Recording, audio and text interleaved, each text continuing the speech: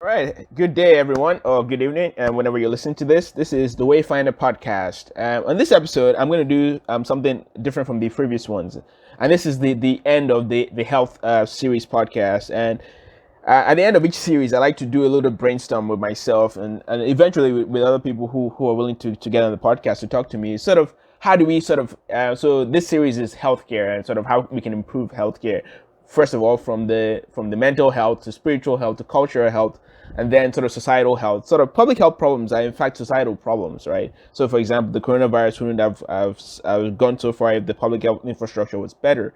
And then finally, physical health. So in this last podcast, I'm just gonna in this last podcast for the health series, I'm gonna brainstorm ways in which we can improve overall individual health and societal health. And that's the way it really works. Is that health is really an individual thing. Like by that I mean, if you get a disease, if it's not an infectious disease, and that's the thing. Societal health deals with infectious diseases and sort of diseases of blight, such as for the most part, people who have obesity and other dietary things is because maybe they live in food deserts and things like that, and that becomes they don't have access to good, healthy, cheap foods, and they get things like that. And then health is and the public infectious diseases and sort of diseases of blight are societal problems, and individual health sort of just taking care of your physical health and your mental health. Those are your problems, right? And they can become broadly societal problems where people who sort of have mental malaise are not helped out, and they end up doing sort of hurting themselves or hurting society, right? By various means.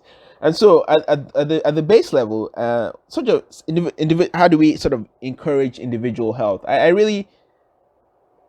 I don't know, because for me, the way I'm going to address this is sort of how do I go about making myself sort of get up and eat well. Right now, I'm not doing the best job of eating well and exercising well because my life situation isn't is quite stressful. So it is June 21st, and I'm sort of in the job search, and it's highly stressful. And although I am exercising every once in a while, I go on long walks. I try and eat small meals, but I'm also, because I'm stressed out, and this is not an excuse. I am eating a lot of it's not an excuse. It's just stating my situation, just for to be as honest as possible.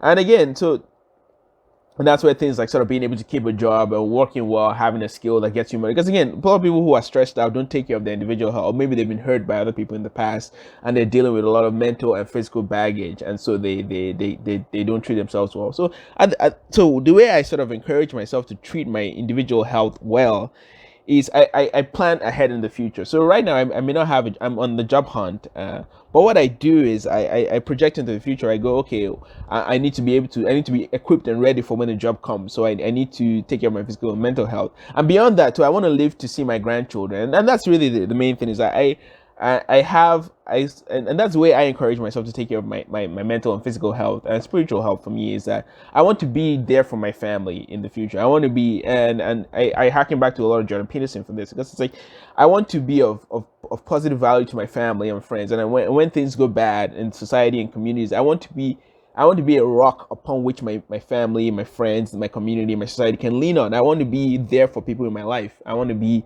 there not just for this generation, for the generations to come. And as such, that's how I encourage myself to take care of my own individual health. That's why I read about it, and I studied kinesiology. That's what I began my PhD in, and I just reading about that, just knowing, sort of getting tips from that. I sort of realized, even reading papers, is all public health problem. The big public health problems are things like, and things what's going to get most of us is going to be things like, I mean, we're all going to die because of senescence, and just sort of maybe a major traumatic disease from within, such as cancer. But a lot of what goes on in life really can be prevented, right, by taking precautionary principles. So that's what I do. I try and limit my carbs, and and I try and eat less sugar when I can, and try to exercise, go on walks, do lift weights, things like that.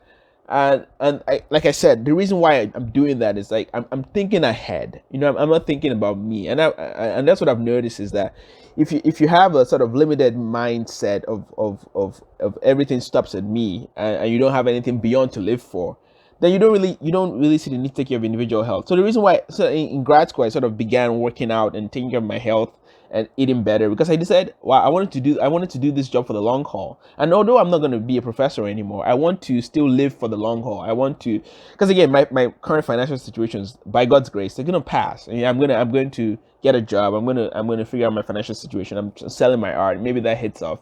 So I want to live for the day that my life gets better. I'm not living for today. And I think that's the best way to encourage individual health in anybody. It's not to say, oh, you're going to look better, you're going to look leaner, you're going to like, I mean, those are good effects. But I think that the bigger effect, the bigger way to sort of encourage individual health is you want to be there for your family. You want to see your grandkids. You want to live, you want to meet somebody you want to meet somebody, you want to get married, you want to be there for your wife, you want to be there for your family, your mother, your brother, your sister-in-law, the people you care about, your cousins. You want to be, and you want to be able to play around with them. You want to be able to run, you want to be able to walk, you want to be able to do these things.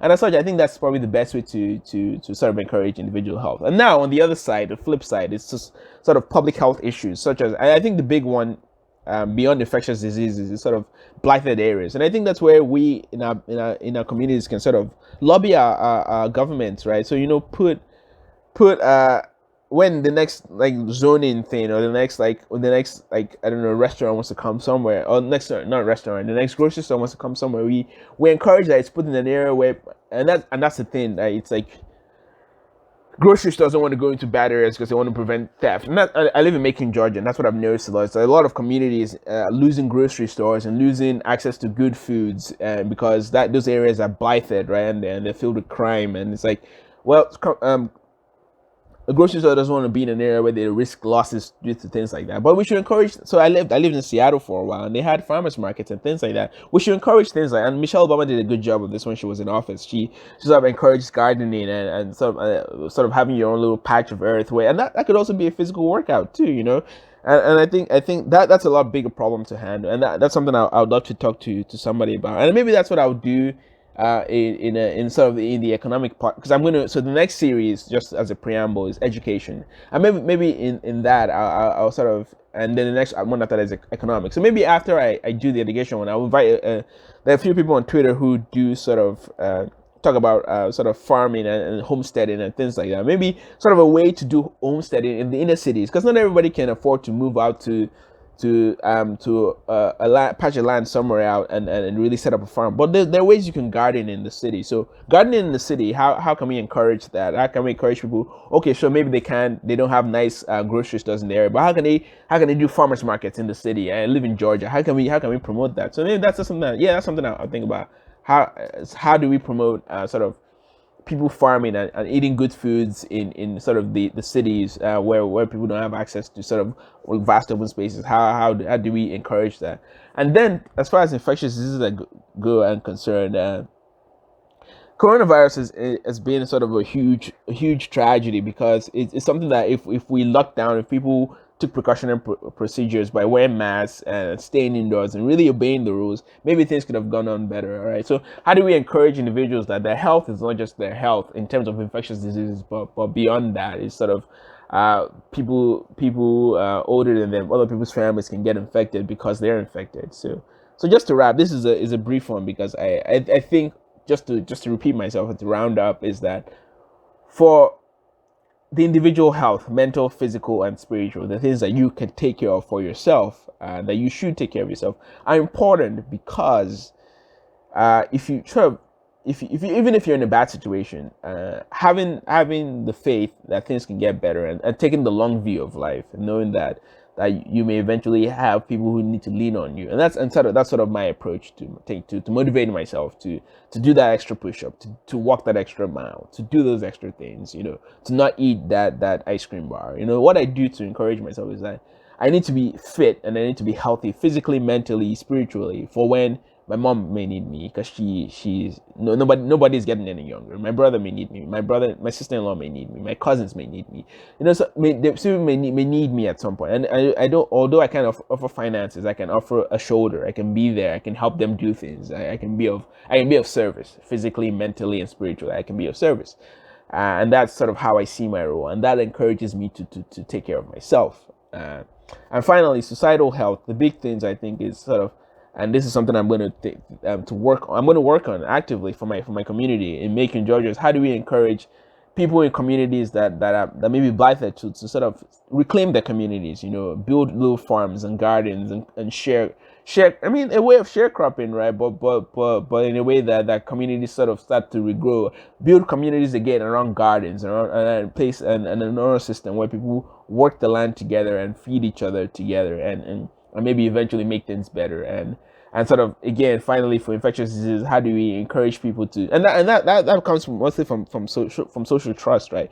If our society in America, so it's America, it's 2020, and right now we have a vast polarization where people are sort of looking at the state of the, and again, the spread of infectious diseases like that is, we're looking at it through partisan lenses, and that's because our social trust is low and people are not trusting the administration, so not acting, or the administration isn't trusting the scientists and they're not talking to each other.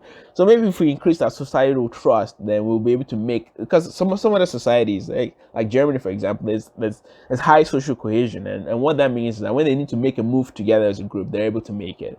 So just to wrap, individual health, should people should take care of their individual health, and for societal health, we need more social trust. And sort of, how do we build social trust in the cities, for one, and after building social trust, how can we build community gardens in cities? And anyways, I hope you enjoyed listening. And if you have any ideas, please please put them in the comments or reach out to me via Twitter, and I'll be glad to talk more about it. Thank you very much, and hope you have a wonderful Sunday. And to the fathers out there, happy Father's Day.